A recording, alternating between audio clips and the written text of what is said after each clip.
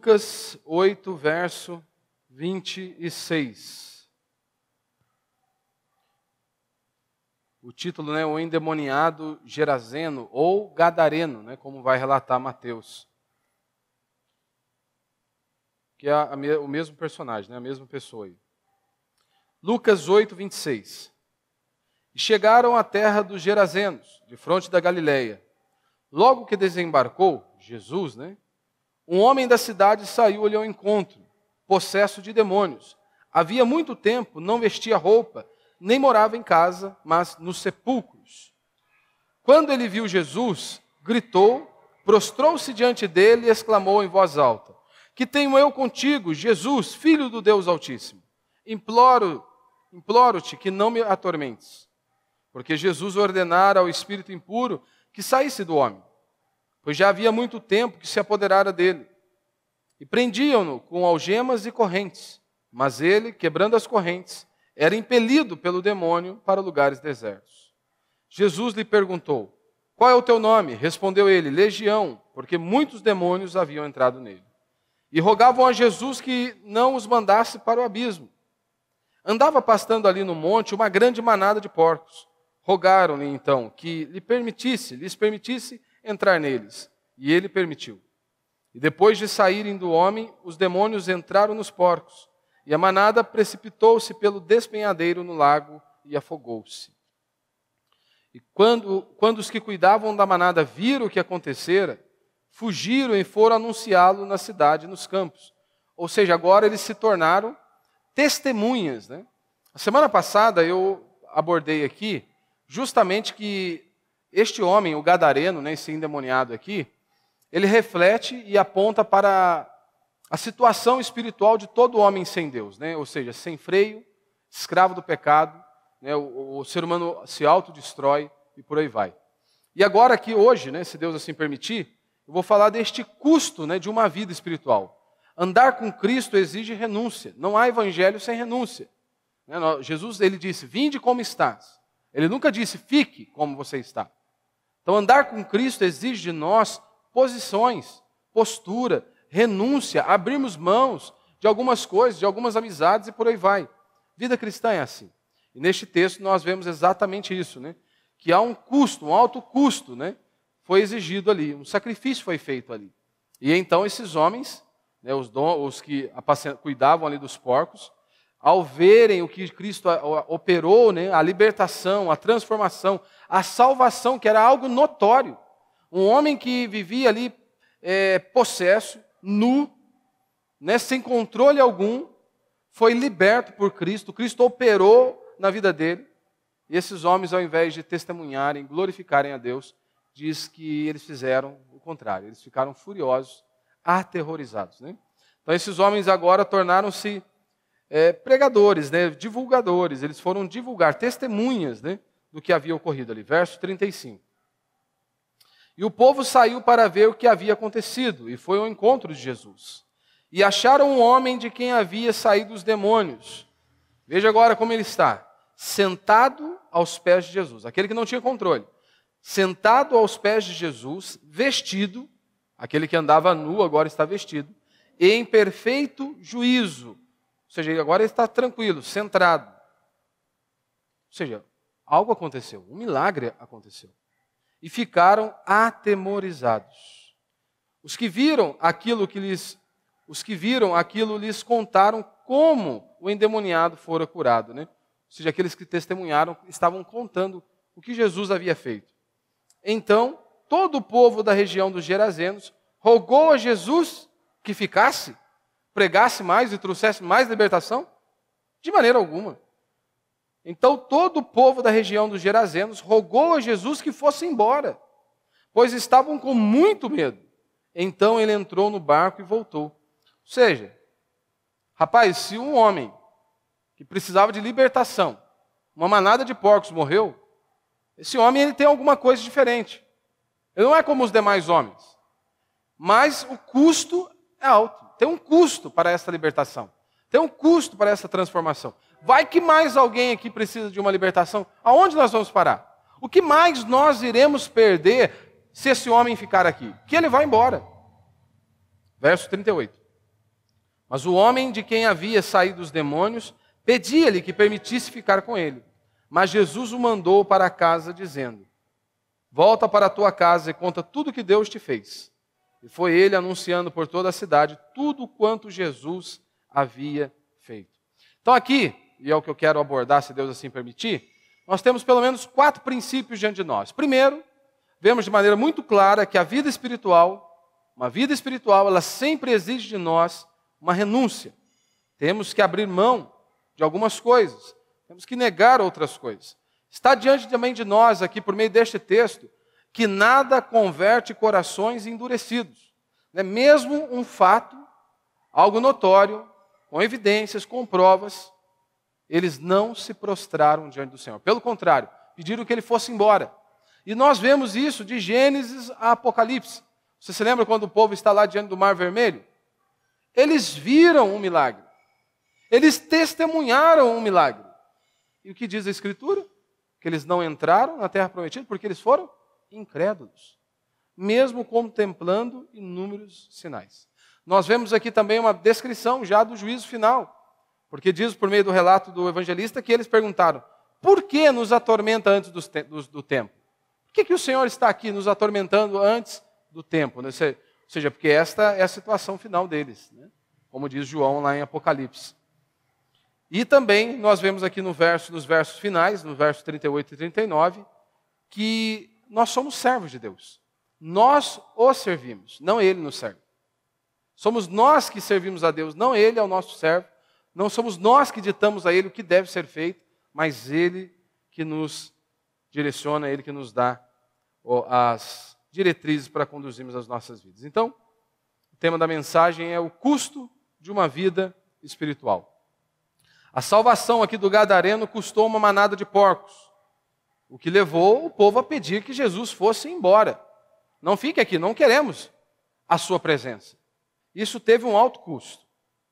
Eles são testemunhas do poder de Deus, eles viram ali uma salvação, libertação, uma transformação estava diante dos olhos deles.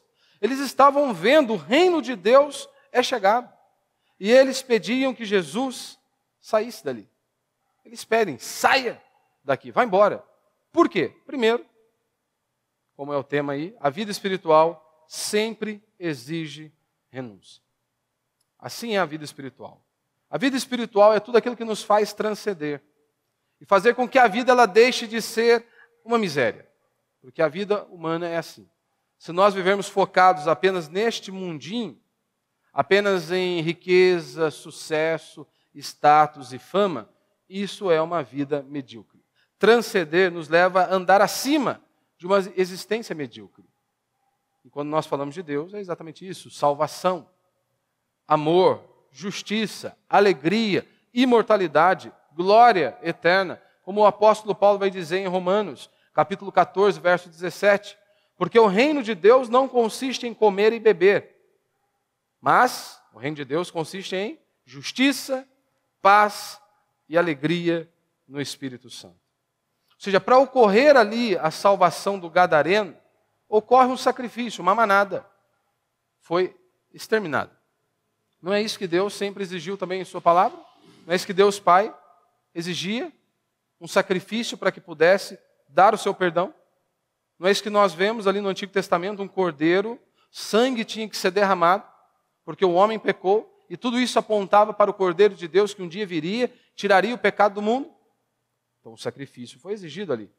Tudo, é claro, é pela fé. A salvação é pela fé, de graça pela fé. Mas a verdadeira fé, ela resulta em sacrifício. A verdadeira fé tem resultados.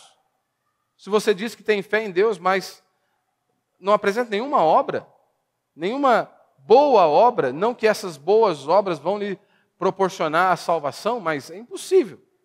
Como a Escritura diz, se você vê lá o seu irmão em necessidade, e você simplesmente diz para ele, Deus o abençoe, ele diz que você está errado. Como assim? Você não produz, não tem nenhuma boa ação, nenhuma boa obra, nada a se fazer, ou seja, não há resultados desta nossa fé. E quando nós falamos em servir a Deus, exige de nós renúncia e é uma vida de sacrifício, porque convenhamos, num mundo como o nosso, numa cultura como a nossa, Se um jovem ou uma jovem, eles decidem permanecer virgens, por exemplo, numa cultura podre e depravada como a nossa, o que você acha que vai acontecer? Vai ser motivo de chacota, de zombaria. Ou seja, a reputação vai morrer aqui afogada como esses porcos aqui. Existe sacrifício andar com Deus. Será motivo de chacota na escola, na faculdade, aonde for. Como assim? Você é louco? No mundo como o nosso, você não vai aproveitar a vida? Que vida louca que você leva, que vida tão pequena que você leva.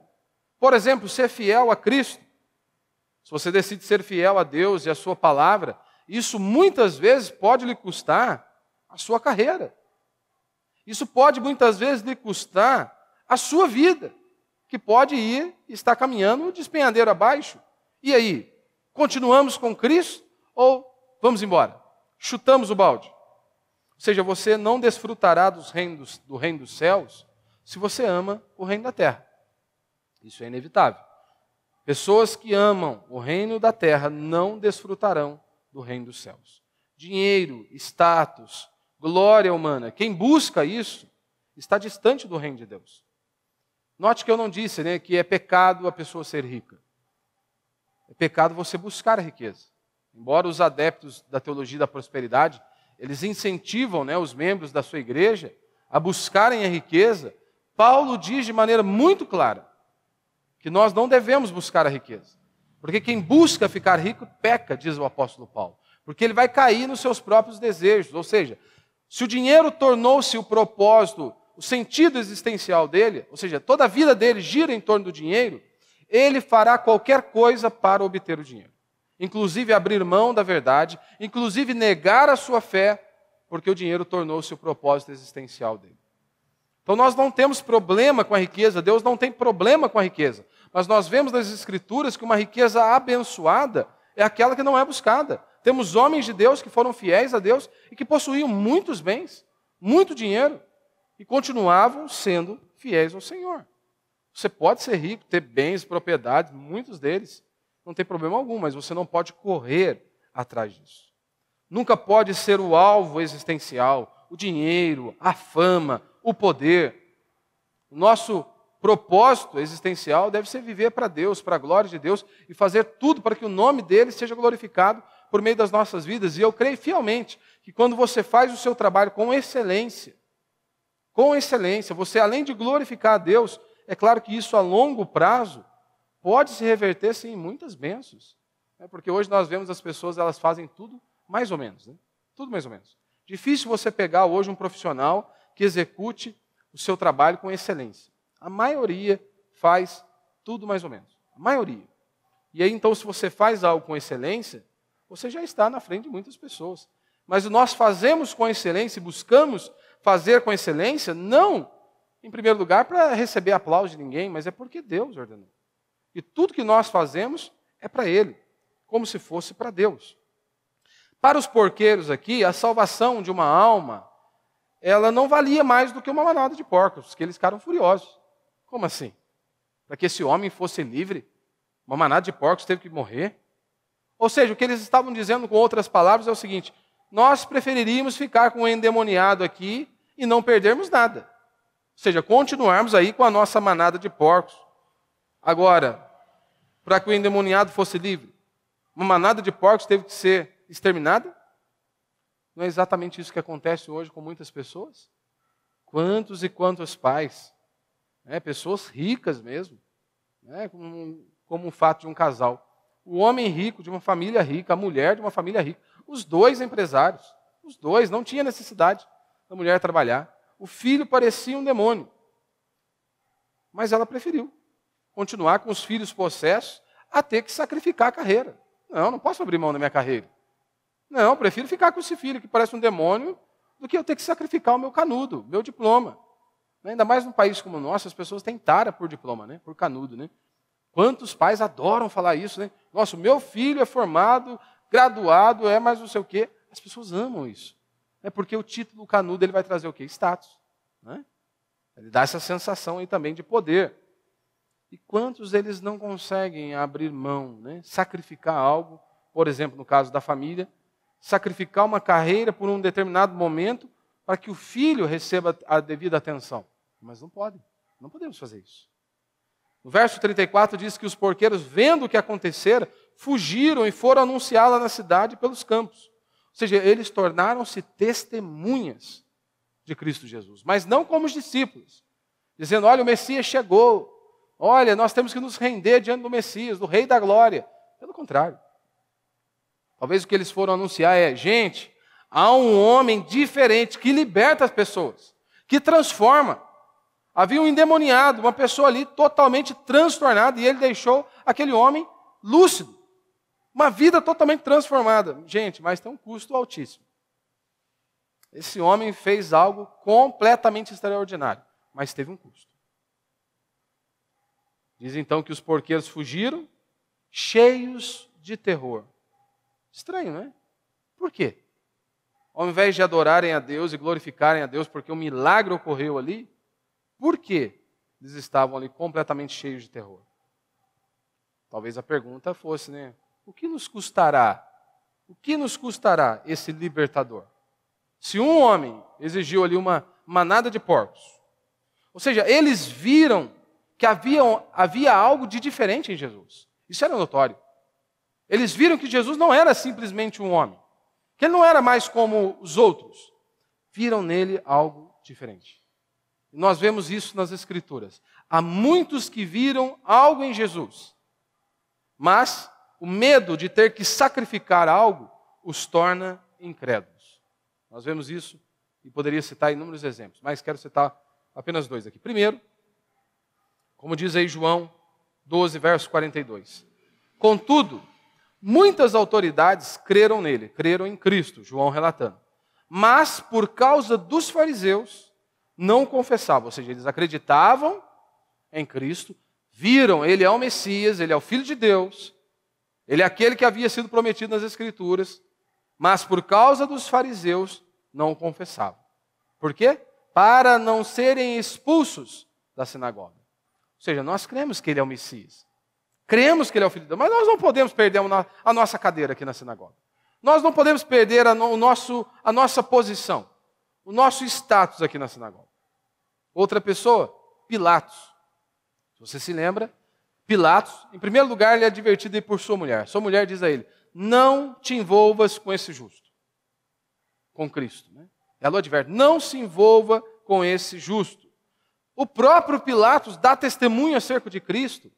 Ele diz, olha, não há crime, eu não vejo crime. E tenta então convencer o povo. E mesmo assim o povo continua firme. Até que então diz a Escritura que disseram o seguinte acerca de Cristo. Ele se fez filho de Deus, ou seja, ele estava dizendo ser filho de Deus. E quando Jesus disse ser filho de Deus, não é como nós hoje dizemos ser filho de Deus. Quando Jesus disse ser filho de Deus, ele estava dizendo, eu sou o próprio Deus. E aí diz a Escritura então que Pilatos ficou ainda mais atemorizado ao ouvir essa declaração, que Jesus dizia ser Deus. Mas assim como os gerazenos, Pilatos ele viu algo em Jesus, mas ele não quis colocar em jogo a sua posição. Ou seja, mesmo a sua mulher o advertindo, mesmo ele testemunhando que Cristo não havia crime algum, mesmo as pessoas falando, ele disse que é Deus. Seu coração atemorizado, mas ele não quis colocar em xeque o seu status, o seu poder, a sua carreira profissional. Prefiro morrer condenado do que colocar o meu emprego em jogo, em risco. Prefiro morrer condenado do que ter que abrir mão do status. Prefiro morrer condenado do que ter que abrir mão da fama. Não posso abrir. Paulo também em Éfeso, em Atos capítulo 19, vai relatar o seguinte, que por intermédio do apóstolo Paulo, Deus fazia milagres extraordinários. Milagres extraordinários. Ou seja, pessoas foram libertas, pessoas foram transformadas. Você se lembra, né? Que se levantaram ali alguns dizendo, iam expulsar demônios como se fosse uma palavrinha mágica, né? Nós te expulsamos no nome do Deus que o apóstolo Paulo prega, né? Aí o demônio lhes dá uma surra, né? E aí nós vemos ali no capítulo 19, que o que está acontecendo ali é um verdadeiro avivamento, algo grandioso. As pessoas vinham a público confessando os seus pecados. O cara dizendo, olha, eu traio a minha esposa, o outro, eu me afundo na pornografia, e por aí vai. confessando os seus pecados. Não apenas isso, diz que eles tinham uma evidência notória que eles estavam abandonando as suas práticas. Porque conversão é isso, né? Mudança de direção. Você está abandonando uma vida nova, seguindo uma vida nova, né? Uma nova vida ali, transformados. Diz então, em Atos ainda, que eles queimavam os livros de magia, né? 50.000 denários, que mais ou menos hoje, traduzindo para os nossos dias, daria aí R$1,5 milhão de reais. Ou seja, um custo altíssimo. Um custo altíssimo. E nós vemos ali que havia ali um grande avivamento, algo notório estava diante dos olhos daquelas pessoas. Mas mesmo com todo este evento, diz a Escritura que havia um homem chamado Demétrio, que ele era um ourives. Ou seja, e ali você se lembra que tinha a deusa Diana. E eles fabricavam imagens, né?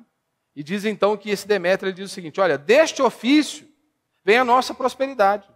Ou seja, gente, nós estamos vendo aí pessoas sendo libertas, aquele possesso sendo liberto. Nós estamos vendo pessoas sendo curadas. Nós estamos vendo pessoas sendo salvas. Mas olha, tome cuidado, hein? A gente vai acabar perdendo emprego. Se todo mundo se converter, se todo mundo render-se adiante de Cristo, acabou. O que nós vamos fazer? Vamos passar fome. Não tem mais imagem. Diz então que o povo ficou gritando por 2 horas. Diana, deusa dos Efésios, né? Por 2 horas eles gritando. 2 horas eles gritando. Talvez você não vê o crente fazendo isso. Mas estava lá, eles adorando a deusa Diana. Então o falso evangelho, ele não custa nada. O falso evangelho não custa nada. Você pode vir com os seus pecadinhos, você pode vir com os seus porquinhos, você pode ficar com todas as suas outras sujeiras. Nós vamos dar um jeito aqui. A nossa igreja tem uma teologia, adaptou uma teologia que você pode vir e ficar com os seus pecados, permanecer com os seus pecadinhos, permanecer com todos os seus porquinhos, que no final vai dar tudo certo. Nós vamos botar o selo gospel aqui e acabou os problemas. Não é isso que as igrejas têm feito hoje? Pega o profano e bota o carimbo do gospel. E Deus tem que assinar embaixo. Até carnaval gospel você tem, você imagina, né? Nessa pegada, né, tudo tornou-se gospel, tem carnaval gospel, balada gospel.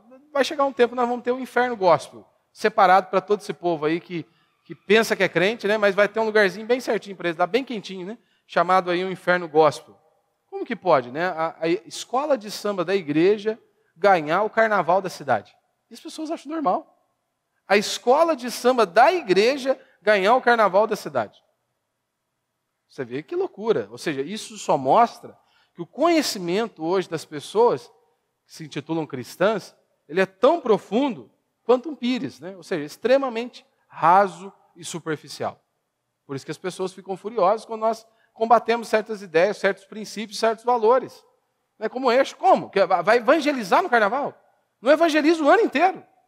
Aí vai evangelizar no carnaval. Ou só está tirando a máscara mesmo para aproveitar a vida e cair na folia, né? Então sempre haverá uma falsa igreja com um falso pastor pregando o evangelho sem renúncia. Não. Seguir a Cristo é amor. Esquece isso aí. Pode continuar com essas vidinhas. Jesus te aceita do jeito que você está. Ele disse bem claro, vinde como estás. Mas ele nunca nos disse, fique como estás. A vida cristã é renúncia. Renúncia é a condição inicial do caminhar com Cristo. Renúncia é a condição inicial do caminhar com Cristo. Você se lembra quando Jesus ele olha para os seus discípulos, o que ele diz? Você quer me seguir? Quer ser meu discípulo? Ótimo. Tome a sua cruz e siga-me. Lembrando, né, que no contexto dos judeus, há mais de 2000 anos, eles tinham uma concepção muito clara do que era a cruz. Porque cruz era lugar de condenação. Cruz, quando se falava de cruz, era um lugar de dor, de humilhação, de sofrimento, de dor, aonde pessoas condenadas estavam ali. Aí Jesus traz isso para si. Ele olha para os seus discípulos e diz, vocês querem me seguir? Ótimo. Tomem a sua cruz e sigam. E ele começa a aplicar. Se for preciso, abandone pai, mãe, filho, esposa, o que for necessário para me seguir. Ou seja, ou eu sou tudo ou eu não sou nada. Ou eu sou o centro da sua vida ou eu não sou nada. Quer me seguir? Tome a sua cruz e siga. Segundo ponto que nós vemos aqui, que nada converte corações endurecidos.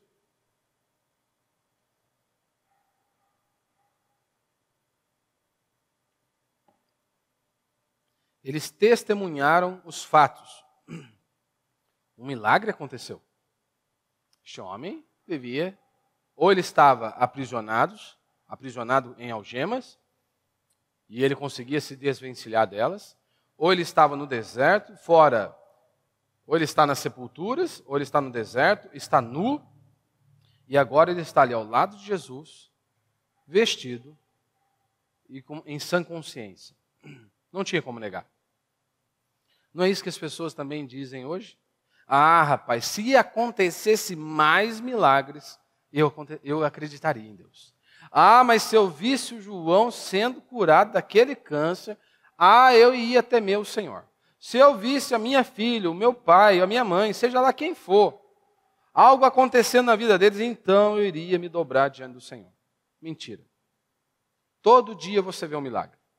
Todo dia você vê um milagre. Por exemplo, o sol nasceu hoje. Você viu, isso é um milagre. Você está vivo, isso é um milagre. Embora nós consideremos que seja algo corriqueiro, abrimos os olhos pela manhã, podemos executar as nossas atividades mais básicas, como escovar um dente ou tomar um banho, isso é um milagre. Se Deus não tivesse renovado sobre você as misericórdias dele, acabou. Se Deus não tivesse nos dado graça e nos dado força para levantarmos em mais esta manhã, nós estaríamos perdidos.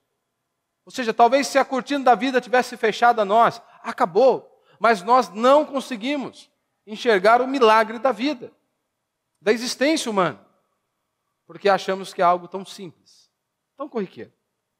Até que você caia no leito de hospital, como sempre digo aqui. Isso te leva, você é forçado a enxergar a sua pequenez. Quanto que você é frágil. O quanto que você é extremamente limitado. Filhos, você olha para uma criança, é um milagre. A vida humana. Então, para um coração incrédulo, nem o mar vermelho se abrindo converte corações. O coração se prostra, Nem o mar vermelho se abrindo o convence. E convenhamos, imagine, você lê ali a passagem onde Deus abre o mar vermelho, não tem o vídeo, não tem o áudio, Você tem que tentar projetar essa imagem, Deus operando aquele milagre, o povo passando em terra seca. Imagine se você estivesse lá no dia. Daqui a pouco Deus faz um milagre para Moisés, dá uma reclamadinha antes, Mas depois toca ali na água, o mar se abre. Imagine o som das muitas águas. Quando você está de frente para o mar, você já ouve aquilo ali. Imagine, daqui a pouco está lá, em terra seca. Se é você, já fala, Deus, pode levar daqui mesmo. Não quer nem terminar essa travessia aqui. Isso aqui já é algo maravilhoso. Pode levar direto para a glória, deixa o resto da turma passar. Mas eu já vi o que tinha que ver. Para mim está 10, fechou aqui, vamos embora. Imagine, o povo viu inúmeros sinais. E diz a Escritura que eles não entraram na terra prometida porque eles foram incrédulos. Ou seja, para um coração incrédulo, nem o mar vermelho se abrindo o convence. Terceiro ponto que nós vemos aqui é o juízo final. Diz, por que nos atormenta antes do tempo? Os demônios perguntam, por que nos atormenta antes do tempo? Apocalipse capítulo 20, verso 10 e verso 11, nos mostra, e nos traz mais clareza sobre este ponto, Porque este será o final deles, No verso 20 diz, e o diabo, deixa eu ver se eu coloquei aqui. Não coloquei. Apocalipse 20, verso 10. E o diabo, que as enganava, foi lançado no lago de fogo e enxofre, onde estão a besta e o falso profeta. O falso profeta é besta, A besta e o falso profeta. É quase a mesma coisa, O falso profeta é uma besta também, Onde estão a besta e o falso profeta. E diz o texto, eles serão atormentados, dia e noite. Atormentados. Quem que vai atormentar? A linguagem, Atormentados dia e noite pelos séculos dos séculos. Uma linguagem figurada para falar da eternidade, ou seja, sem descanso. O diabo, a besta, os seus anjos, principados aí, e o falso profeta serão atormentados. Quem que vai ser o torturador? Deus. Deus, é isso que João está dizendo. Eles serão atormentados dia e noite pelos séculos dos séculos. Ele diz ainda no verso 15, né? E todo aquele que não se achou escrito no livro da vida foi jogado também no lago de fogo. Ou seja, um dia, todos nós estaremos diante de Deus. Então, se você não pagar o preço de seguir a Cristo, não que a salvação seja por obras, não que a salvação você tenha que pagar um preço, mas a vida cristã exige renúncia. Mas todas essas renúncias que nós fazemos, tudo isso que nós abrimos mão, que nós consideramos grandes e valorosos, comparado com o que Cristo fez por nós, o sacrifício que Ele fez por nós, não é nada. Tudo isso que nós podemos dizer, nossa, eu abri mão disso, daquilo, é considerado como migalha. Migalhas perante aquilo que Cristo fez. Mas então, se você não pagar o preço de seguir a Cristo hoje, pode ter certeza que você pagará a conta por toda a eternidade por não seguir a Cristo. Ou seja, um dia vai ter que pagar a conta. Se não pagar o preço hoje para andar com Cristo, você vai pagar o preço por toda a eternidade por não andar com Cristo. Ou seja, tormento eterno. E quarto, e último princípio aqui para a gente encerrar, nós vemos aqui que somos servos de Deus.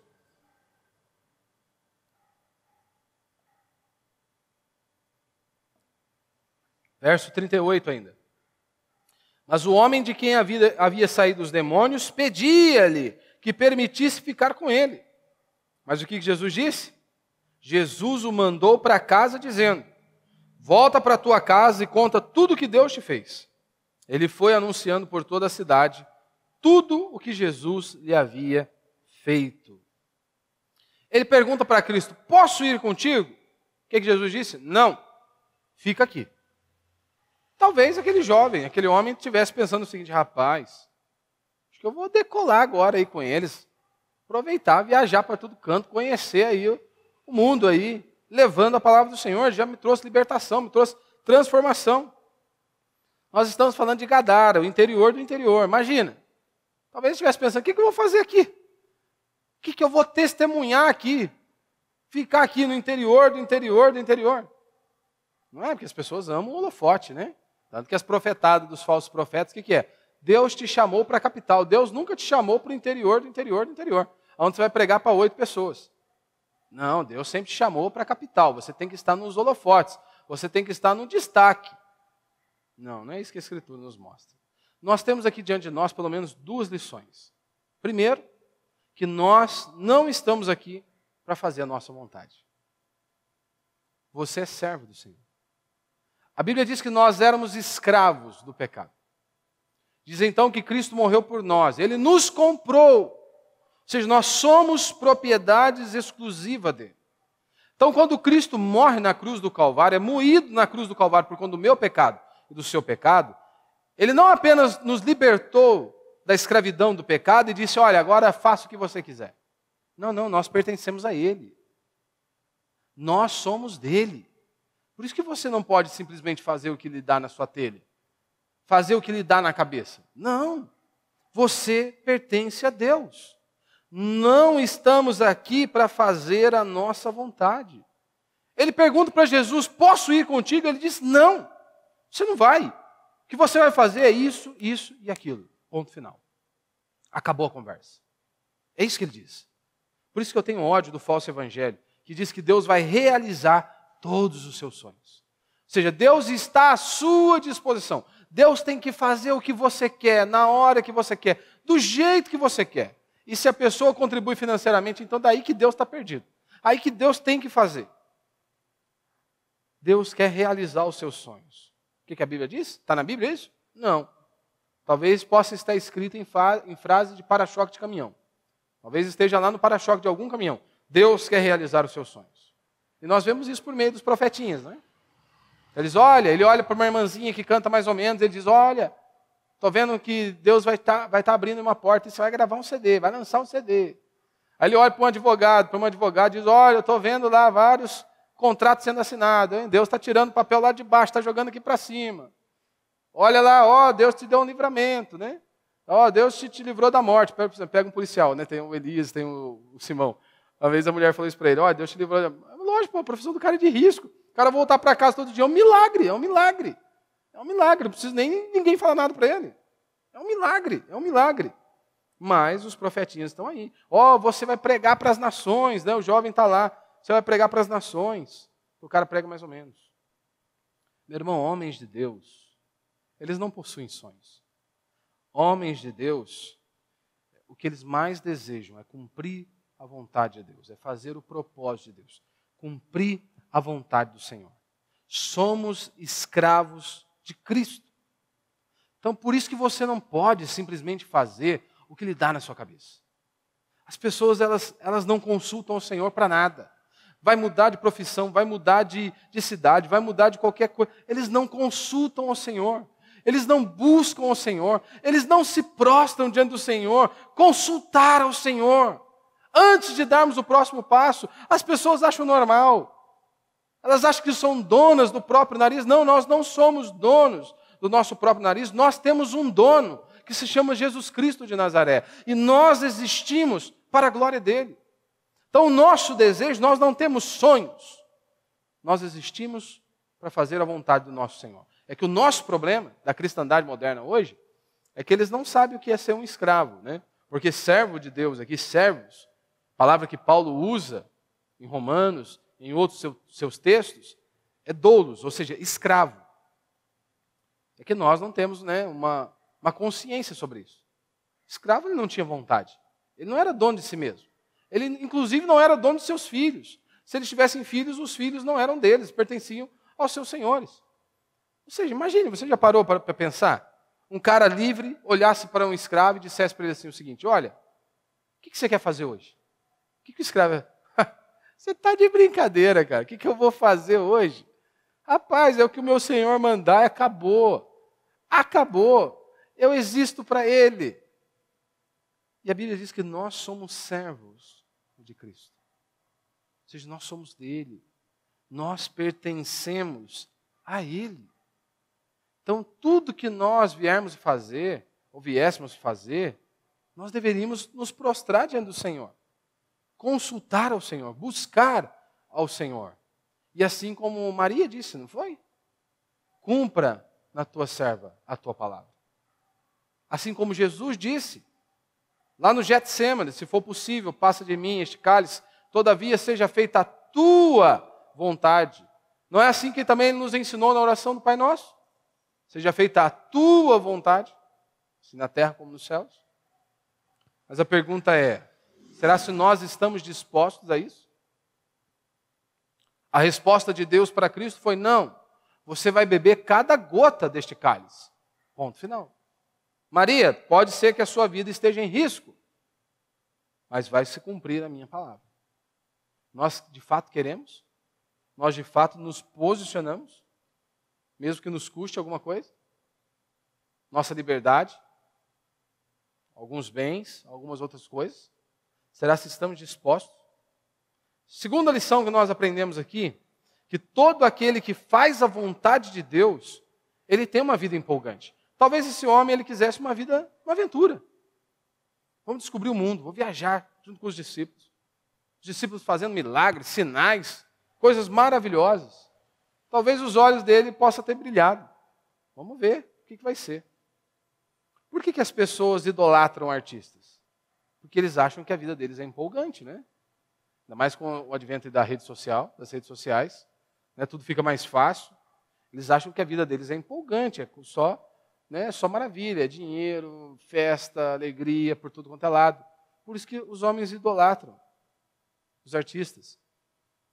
Porque daí você pergunta para você, o que você vai fazer amanhã? Amanhã eu vou virar concreto. O que você vai fazer amanhã? Amanhã eu vou dirigir. O que você vai fazer amanhã? Amanhã eu vou cuidar do meu filho. Ou seja, parece que não tem sentido.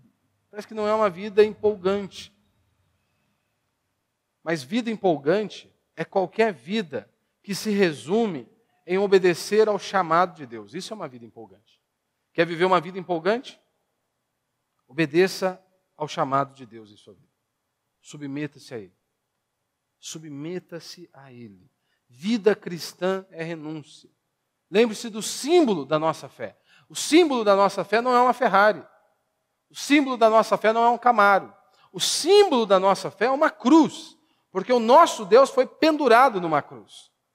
Ou seja, abriu mão da sua glória, do seu poder. Foi cuspido, humilhado, açoitado. pendurado no madeiro por conta do meu e do seu pecado. Quando nós olharmos para a cruz, nós deveríamos nos lembrar disso. Lugar de renúncia, de dor, de sofrimento. Mas o que sacrifica aqui não é nada comparado com a glória eterna. Pelo menos é o que a Escritura nos diz. E é o que nós cremos. O que nós sacrificamos aqui não é nada comparado com a glória eterna. Como o próprio apóstolo Paulo vai dizer, né? Os sofrimentos do tempo presente não se comparam com a glória que há de ser revelada. Ou a nossa leve e momentânea tribulação produz para nós eterno peso de glória. Ou seja, aquilo que nós abrimos mão aqui é como se fosse bijuteria, comparado com a eternidade, comparado com a glória. Né? É como se fosse, né, nós somos como aquele mendigo que está lá com um carrinho de supermercado. Né? Aquela velha ilustração. Está lá o mendigo com o carrinho de supermercado, com as suas moambinhas lá dentro, seus trapos, suas imundícias ali dentro. Imagine, né? Chegue lá um homem, se for um homem, chega uma mulher rica, ou vice-versa. Chega lá rico, magnata, muito dinheiro, olha para o mendigo, olha para você e diz o seguinte: olha, eu vou dar tudo que eu tenho, mas você tem que dar tudo que você tem. Aí você olha para o seu carrinho com as suas muambas lá, a sua roupa suja, e fala: você está querendo passar para trás, cara? Não vou abrir mão disso aqui não. Isso aqui é meu bem maior. Não tem nada, só trapo de imundície. É isso comparado com a eternidade. Abrir mão de algumas coisas aqui. Como disse, né, Moisés, os prazeres transitórios. Né? Comparado com a eternidade não é nada. Dinheiro, status, prazeres momentâneos, comparados com o gozar de Deus para todo sempre, imortalidade e glória eterna, se tornam pequenos. Se tornam tão pequenos. É como perguntaram para Martin Lloyd Jones, né, que tinha provavelmente ali uma carreira brilhante, né, diante dele, e ele renuncia a tudo isso para seguir a Cristo. Né? E as pessoas sempre então perguntavam para ele, né? E aí, depois de você renunciar a tudo isso, de abrir mão de tudo isso, você não fica pensando, né? Porque ele era um médico, né? E ele era médico assistente, né, do médico que atendia a rainha, né? E então provavelmente ele assumiria, né, o lugar do médico e teria uma carreira brilhante ali, né? E ele diz o seguinte: não, eu não abri mão de nada. Abri mão do quê? Não, eu fiz o que o meu Senhor ordenou. Ponto final. Mesmo que aos olhos do mundo fosse uma carreira brilhante, que teria dinheiro, status, fama, ele diz: não, eu não abri mão de nada. Eu estou fazendo o que o meu Deus ordenou e ponto final. Estou extremamente feliz por isso. Né? Que Deus também nos dê graça, sabedoria para que a gente coloque em prática a sua palavra. E lembre-se disso, vida cristã é renúncia. Vida cristã é renúncia. Não existe evangelho, não existe vida cristã sem renúncia, sem abrirmos mão de algumas coisas. Para andar com Deus, sim, tem um preço. Salvação é de graça, pela fé em Cristo Jesus. Mas há um preço. Né? E essas coisas que nós abrimos mão aqui hoje, comparado com a eternidade, não são nada. Pode ter certeza disso. Que Deus nos fortaleça nessa caminhada. Amém?